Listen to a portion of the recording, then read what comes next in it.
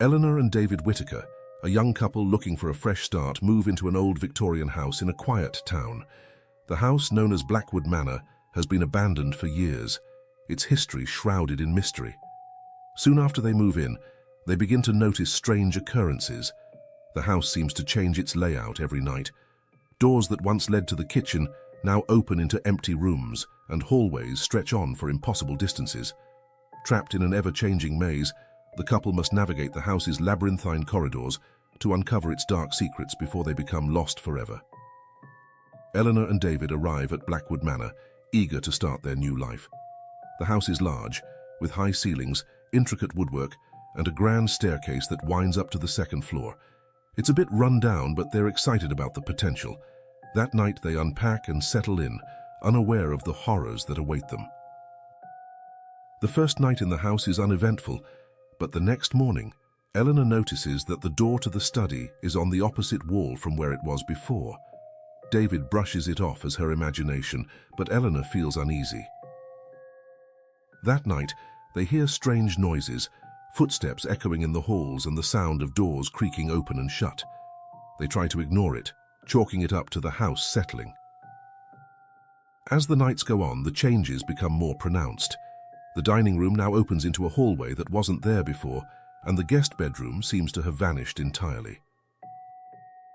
Eleanor and David start to argue, the stress of the situation wearing on them.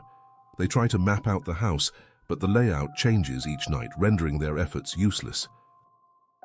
One night, Eleanor wakes up to find that David is missing. She searches the house, but the layout is completely different from the day before.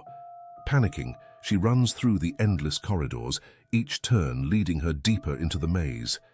She hears David's voice calling her name, but when she turns the corner, he's nowhere to be found. The house seems to be toying with her, luring her into traps. Eleanor finds an old journal hidden in the attic, filled with frantic scrawled entries from a previous occupant. The journal speaks of the house's ability to change its layout, trapping its residents within. The final entry ends abruptly with a warning, "Do not stay after midnight." Eleanor realizes that they are not the first to experience the house's horrors, and that they may not be the last. As the days turn into weeks, Eleanor and David are driven to the brink of madness. They are unable to leave the house.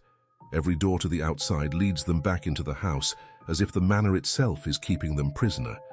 They begin to hear voices, whispers from the walls, telling them to give in, to let the house take them.